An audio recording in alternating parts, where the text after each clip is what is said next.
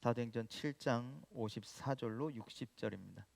자, 말씀 함께 54절로부터 60절까지 읽겠습니다. 시작. 그들이 이 말을 듣고 마음에 찔려 그를 향하여 이를 갈거늘 스데반이 성령 충만하여 하늘을 우러러 주목하여 하나님의 영광과 및 예수께서 하나님 우편에 서신 것을 보고 말하되 보라 하늘이 열리고 인자가 하나님 우편에 서신 것을 보노라 한데 그들이 큰 소리를 지르며 귀를 막고 일제히 그에게 달려들어 성 밖으로 내치고 돌로 칠세. 증인들이 옷을 벗어 사울이라 하는 청년의 발 앞에 두니라. 그들이 돌로 스데반을 치니 스데반이 부르짖어 이르되 주 예수여 내 영혼을 받으시옵소서 하고 무릎을 꿇고 크게 불러 이르되 주여 이 죄를 그들에게 돌리지 마옵소서. 이 말을 하고 자니라. 아멘. 할렐루야. 오늘 저녁에 주님 전에 나오신 여러분들 환영하고 축복합니다. 여러분들의 간절함이 또 여러분들의 기도가 하나님 앞에 상달되고 또 성령 충만함으로 돌아가는 귀한 시간 되기를 주님의 이름으로 간절히 축원을 드립니다. 여러분들 사람들은요 어떻게 살지를 고민합니다. 여러분들도 고민하십니까? 오늘을 어떻게 살아갈까?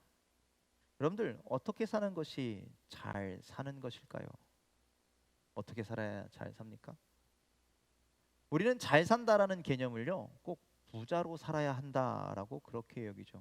여러분들 부자는 돈이 많은 것이지 잘 사는 것은 아닌 거예요. 자, 그런데 우리는 잘 살기 위해서 그 부자로 살기 위해서 오늘을 아등바등하면서 세상 속에서 살아갑니다. 하지만 잘 사는 것보다 더 중요한 것이 있는데 그 더 중요한 것은 어떻게 죽느냐가 우리에게 가장 중요한 고민이 되어야 합니다. 그런데 사람들은요 어떻게 죽어야 되지? 라는 고민을 해요 안 해요? 하지 않아요. 왜냐하면 이런 것 같습니다. 언제 죽을지 몰라. 내가 언제 죽을지 모르는데 아직 나는 젊은 것 같고 아직 내가 주님 앞에 가기에는 시간이 많은 것 같기에 우리는 죽음을 고민하지 않습니다. 죽음은 나에게 아주 먼 일이라 그렇게 생각하기 때문에 우리는 죽음에 대해서 고민하지 않는다라는 거죠. 과연 우리는 어떻게 살다가 죽음을 맞이해야 하게 될까요? 안타까운 일이 있었죠. 이태원에서 일어난 사건들을 보면서 우리는 그 수많은 젊은이들의 죽음을 허망한 죽음이다라고 그렇게들 이야기했습니다. 여러분들도 그들의 죽음이 허망하다고 느껴지십니까? 허망하다라는 단어의 뜻이 무엇입니까? 허망하다, 그것은 어이없다, 허무하다, 그리고 후회가 된다라는 의미를 가지고 있습니다. 그러니 그 젊은이들의 죽음이 허망하다라는 것은요 그들의 죽음이 어이없다라는 거예요. 그들의 죽음이 허무하다라는 거예요. 그들의 죽음이 후회스럽다라는 거예요. 왜?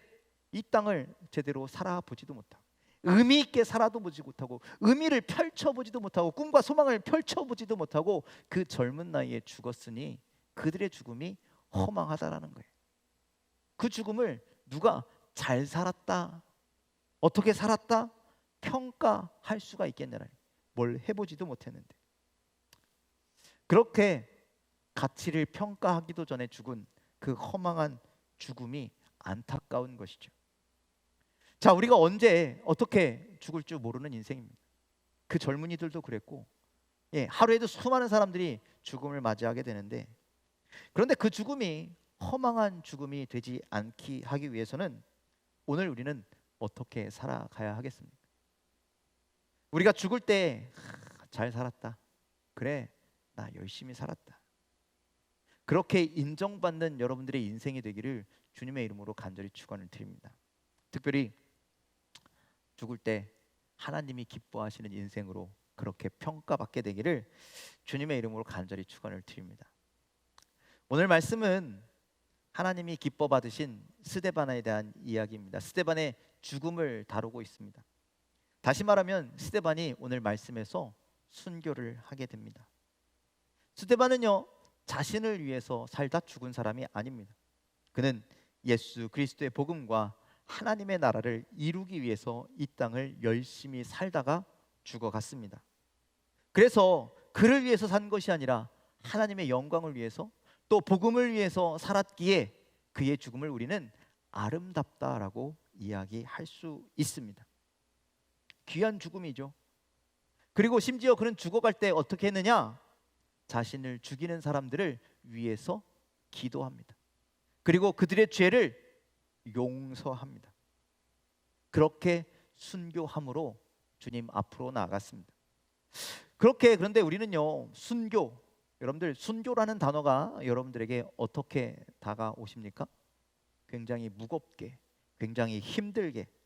그래서 순교는 무섭고, 순교는 비참하고, 순교는 고통스럽고, 그래서 우리는 순교에 대해서 좀 거리끼는 게 보통입니다. 그래서 우리는 어떻습니까? 여러분들 혹시 순교할 각오가 돼 있으십니까? 순교자의 삶을 살 수 있으시겠습니까? 순교가 그렇게 힘들게 죽는 것이라면, 그렇게 사는 것이라면 저도 솔직히 순교할 자신은 없는 것 같습니다. 하지만 여러분들, 이 시대의 순교는 그렇게 죽어가는 것이 아니라는 거예요. 고통스럽게 죽고, 허망하게 죽고, 그렇게 죽어가는 것이 순교가 아니다라는 거예요. 여러분들, 이 시대의 순교는 순교자의 자세를 요구하고 순교자의 삶을 요구하고 있다라는 거예요. 스데반처럼 고통스럽게 죽어가는 것이 아니라 우리는 순교자의 삶을 살아가라라고 그렇게 주님은 우리에게 말씀하시는 줄 믿으시길 바랍니다. 그렇다면 여러분들, 한마디로 순교자의 삶이란 그렇게 죽는 것처럼 죽을 힘을 다해서 오늘을 우리가 살아가야 한다는 거예요. 그렇다면 여러분들, 순교자의 삶을 살고 계십니까? 오늘 순교할 각오로 오늘을 살아가고 계십니까? 여전히 순교자가 아닌 부자로 살기 위해서 그렇게 노력하고 계신 건 아닙니까?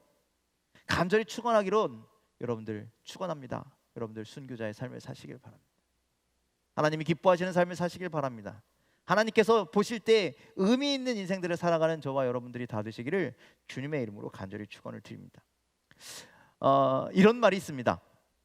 교회는 순교자의 피 위에 세워진다. 교회는요, 순교자의 피 위에 세워지는 겁니다.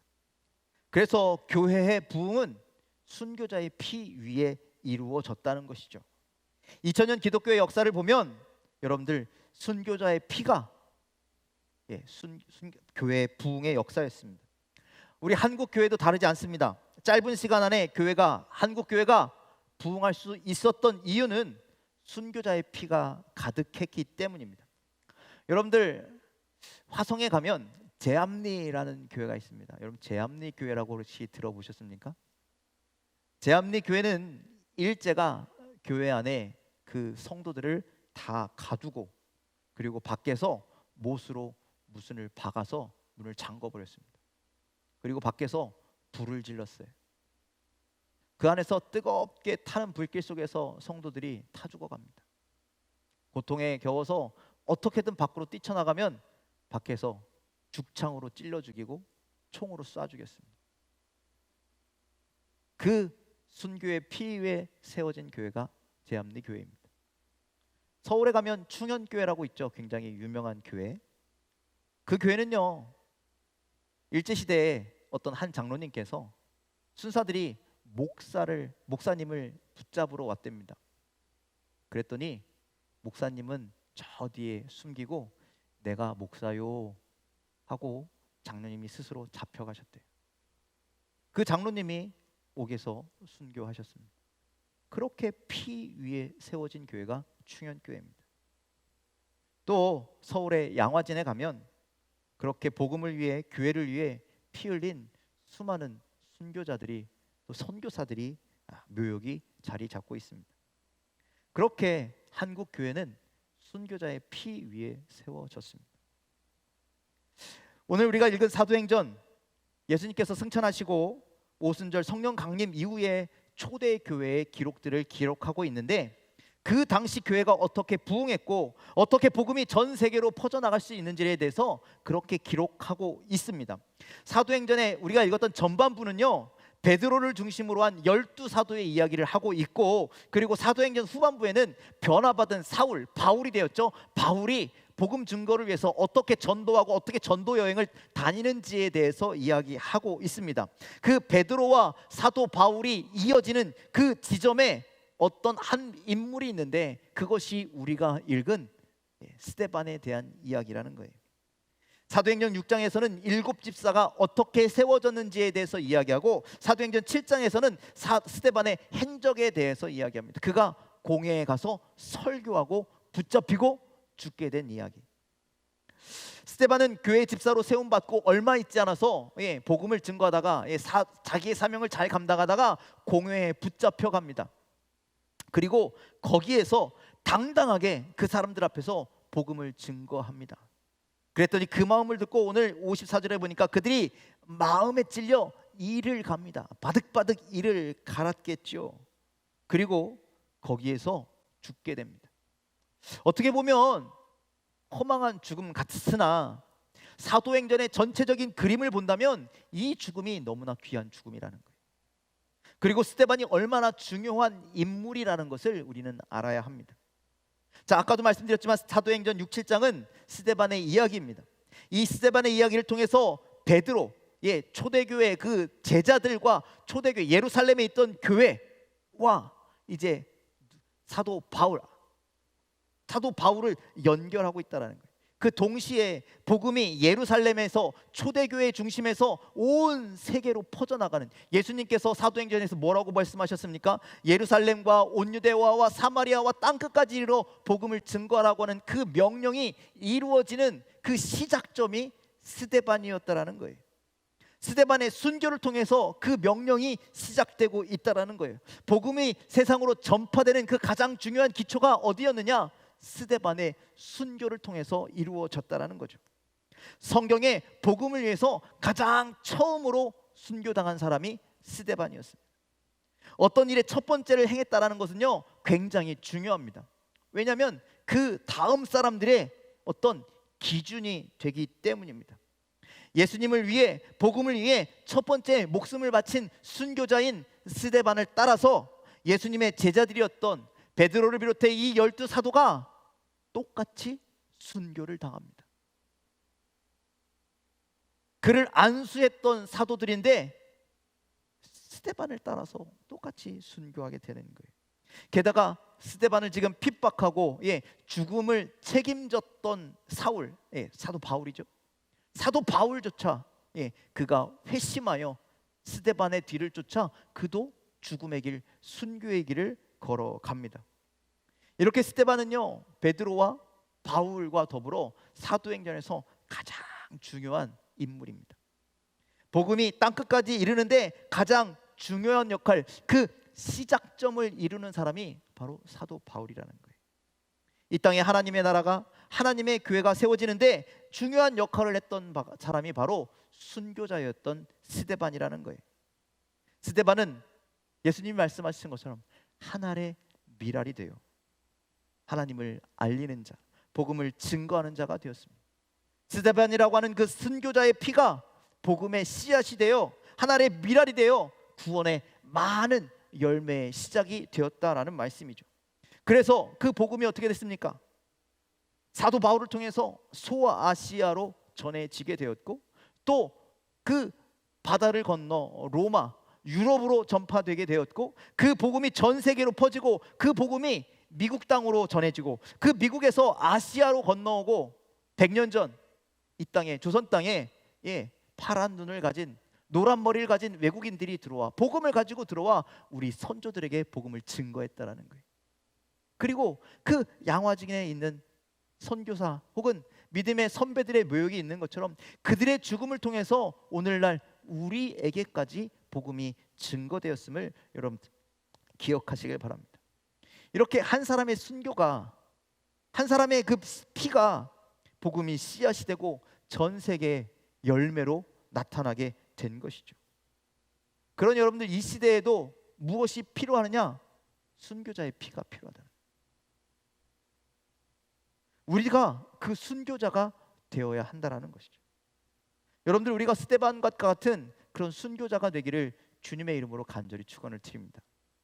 뭐 스데반처럼 돌 맞아 죽어야 된다, 피를 흘려야 된다, 이걸 이야기하는 것이 아니라 아까 그 처음에 이야기했던 것처럼 우리가 목숨을 다하여 살아가는 순교자의 삶을 살아가야 한다라는 말씀입니다. 하나님을 위해, 예수 그리스도의 그 복음을 위해 생명을 다하는 삶을 살아야 합니다. 순교자의 삶을 살아야 합니다. 그 하나님은 그렇게 순교자의 삶을 살아가는 사람을 통해서 그 복음의 씨앗을 심으실 것이고, 그 복음의 씨앗이 성장하여 반드시 부흥의 열매를 맺게 됩니다. 한 교회도, 한 나라의 믿음의 역사도, 아니 전 세계의 믿음의 역사도, 아니 하나님의 복음의 역사도 바로 그렇게 순교자의 피가 씨앗이 되었다라는 말씀입니다. 예수님께서 그렇게 십자가에 돌아가신 것처럼, 스데반이 예수님을 따라 하나의 미랄이 되었던 것처럼, 사도 바울과 또 순교자가 되어서 복음을 전했던 것처럼, 수많은 믿음의 선진들이 그렇게 순교자가 되었던 것처럼, 우리도 생명을 당해서 내가 복음을 위해서 헌신하겠습니다, 내가 복음을 위한 삶을 살겠습니다, 그렇게 결단하고 나아갈 때, 결단하고 씨앗되는 삶을 살아갈 때, 결단하고 그런 순교자의 삶을 살아갈 때 하나님은 우리를 통해서 역사하시는 줄 믿으시길 바랍니다. 그래서요, 순교자의 삶을 사는 그 한 사람만 있으면 여러분들 교회는 걱정이 없는 거예요. 근심이 없는 거예요. 그를 통하여 역사가 나타나기 때문입니다. 그 한 사람이 바로 저와 여러분들이 다 되시기를 주님의 이름으로 간절히 축원을 드립니다. 여기 아이를 출산하신 어머니들 계시죠? 저는 잘 모르지만 출산의 고통이 엄청나다라고 그렇게 얘기하더라고요. 그때를 기억하십니까, 권사님? 예전엔 그랬대요. 저도 전래동화처럼 듣는 얘기라, 그 집에서 보통 출산을 할 때, 그 출산하는 안방에 들어갈 때 자기의 신을 이렇게 뒤집어 놓는다면서요. 그리고 출산 끝나고 내가 무사히 나와서 저 신발을 신을 수 있을까? 그만큼 고통스럽고 아이를 낳다가 죽는 경우도 굉장히 많았다 그러죠. 출산의 고통이 그렇게 생명을 거는 고통이라고 그렇게 얘기합니다. 의사들이요 그렇게 얘기합니다. 출산의 고통이 사람이 겪을 수 있는 가장 큰 고통이다라고 그렇게 얘기합니다. 그뿐이겠습니까? 아이를 잉태하고 10달 동안 하루하루를 살아가는 게 물론 기쁨이기도 하지만 그 뒤에는 감출 수 없는 고난과 고통이 있죠. 하지만 출산하고 아이를 품에 안으면 그 고통이 다 사라진대요. 그래요, 권사님? 그래요? 끄떡끄떡 하시는 거 보니까 그런 것 같기도 하고, 저는 안 남아서 잘 모르겠는데, 여러분들 출산을 통해 생애의 가장 큰 기쁨을 누린다고 하죠. 여러분들 순교도 마찬가지입니다. 순교에 가고 죽을 각오, 복음을 위해서 살아가는 인생, 죽을 각오로 하나님을 위해서 살아가는 인생, 죽을 각오로 교회를 섬기는 인생, 지금은 그것이요 죽을 것처럼 힘들어요. 어려워요. 아파요. 때로는 속상해요. 때로는 힘들어요. 눈물 나요. 하지만 그것으로 끝이 아니라는 거죠.